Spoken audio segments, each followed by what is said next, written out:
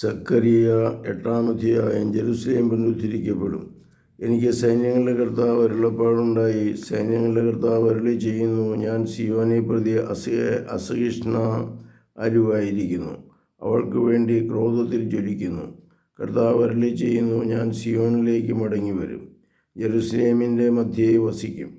Jerusalem വിശ്വസ്ത നഗരമെന്നും സൈന്യങ്ങളുടെ കർത്താവിൻ്റെ പർവ്വതം വിശുദ്ധഗിരി എന്നും വിളിക്കപ്പെടും. സൈന്യങ്ങളുടെ കർത്താവ് അരുളി ചെയ്യുന്നു, വൃദ്ധന്മാരും വൃദ്ധകളും പ്രായാധിക്യം മൂലം കർത്താവിൽ വടിയുമായി ജെറുസലേമിൻ്റെ തിരുവീഥികളിൽ വീണ്ടും ഇരിക്കും.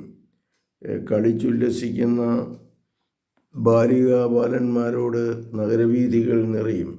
സൈന്യങ്ങളുടെ കർത്താവ് അരുളി ചെയ്യുന്നു, ഇക്കാലത്ത് ജനത്തിന് അവശേഷിക്കുന്നവർക്ക് അത് അത്ഭുതമായി തോന്നും, എന്നാൽ എനിക്കും അത്ഭുതമായി തോന്നുമോ?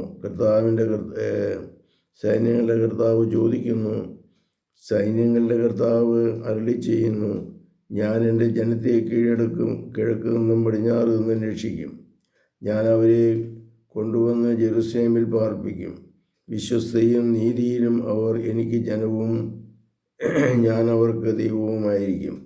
സൈന്യങ്ങളുടെ കർത്താവ് അരുളി ചെയ്യുന്നു, സൈന്യങ്ങളുടെ കർത്താവിൻ്റെ ആലയം നിർമ്മിക്കുവാൻ അടിസ്ഥാനമിട്ട നാൾ മുതൽ പ്രവാചകന്മാരിലൂടെ കേട്ട വചനം തന്നെ ഇപ്പോൾ ശ്രവിക്കുന്ന നിങ്ങൾ കരുത്താർജിക്കുവിൻ.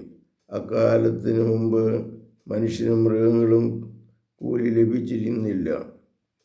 പുറത്തു പോകുന്നവരും അകത്തു വരുന്നവരും ശത്രുവിൽ നിന്ന് സുരക്ഷിതത്വവും ഇല്ലായിരുന്നു. കാരണം ഞാൻ ഓരോരുത്തരെയും സഹോദരൻ്റെ ശത്രുവാക്കി. സൈന്യങ്ങളുടെ കർത്താവ് അരുളി ചെയ്യുന്നു, ഞാനിപ്പോൾ ഈ ജനത്തിൽ അവശേഷിക്കുന്നവരോട് മുൻകാലങ്ങളിലെ പോലെ വർത്തിക്കുകയില്ല. ഞാൻ സമാധാനം വിതയ്ക്കും, മുന്തിരിഫലം നൽകും, നിലം വിളവ് നൽകും, ആകാശം മഞ്ഞ് പൊഴിക്കും. ഈ ജനത്തിൽ അവശേഷിക്കുന്നവർ ഇതെല്ലാം അവകാശമാക്കുവാൻ ഞാൻ ഇടയാക്കും. യൂദാഭവനമേ, ഇസ്രായേൽ ഭവനമേ, നിങ്ങൾ ജനതകളുടെ ഇടയിൽ ശാപമായിരുന്നതുപോലെ ഞാൻ നിങ്ങളെ രക്ഷിച്ച് അനുഗ്രഹമാക്കും. ഭയപ്പെടേണ്ട, കരുത്താർജിക്കുവാൻ. സൈന്യങ്ങളുടെ കർത്താവ് അരുളി ചെയ്യുന്നു, നിങ്ങളുടെ പിതാക്കന്മാർ എന്നെ പ്രകോപിപ്പിച്ചപ്പോൾ ഞാൻ നിങ്ങളെ ശിക്ഷിക്കുവാൻ തീരുമാനിക്കുകയും അതിന് ഇളവ് നൽകാതിരിക്കുകയും ചെയ്തതുപോലെ ഈ നാളിൽ ഞാൻ ജെറുസലേമിലും യൂദാഭവനത്തിലും നന്മ വരുത്തുവാൻ ഉറച്ചിരിക്കുന്നു. ഭയപ്പെടേണ്ട. സൈന്യങ്ങളുടെ കർത്താവ് അരുളി ചെയ്യുന്നു, ഇതാണ് നിങ്ങൾ ചെയ്യേണ്ടത്. പരസ്പരം സത്യം പറയുക, നഗരകവാടങ്ങളിൽ സത്യസന്ധമായി ന്യായം വിധിക്കുക, അങ്ങനെ സമാധാനം പാലിക്കുക. പരസ്പരം തിന്മ നിരൂപിക്കരുത്, കള്ളസത്യത്തിൽ ഇഷ്ടം പോലെ തോന്നരുത്. ഞാൻ ഇവ വെറുക്കുന്നു. കർത്താവ് അരുളി ചെയ്യുന്നു, എനിക്ക് സൈന്യങ്ങളുടെ കർത്താവ് അരുളപ്പാടുണ്ടായി.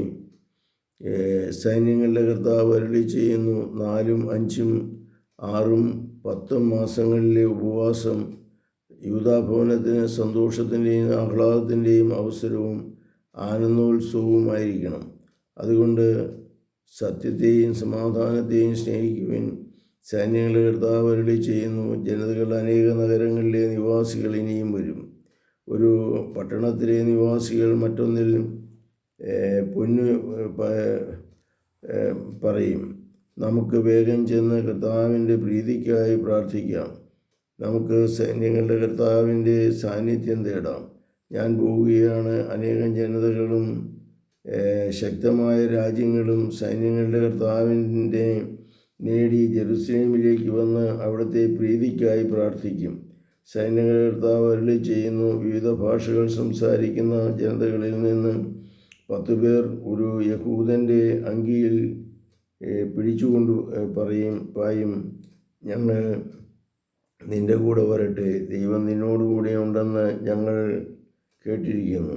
കർത്താവെ അനുഗ്രഹിക്കണമേ. പരിശുദ്ധ പരമദിവ്യകാരുണ്യത്തിന് നേരവും ആരാധനയും സ്തുതിയും പുകഴ്ചയും ഉണ്ടായിരിക്കട്ടെ. ഈശോ മിശിഹായ്ക്കും സ്തുതിയായിരിക്കട്ടെ.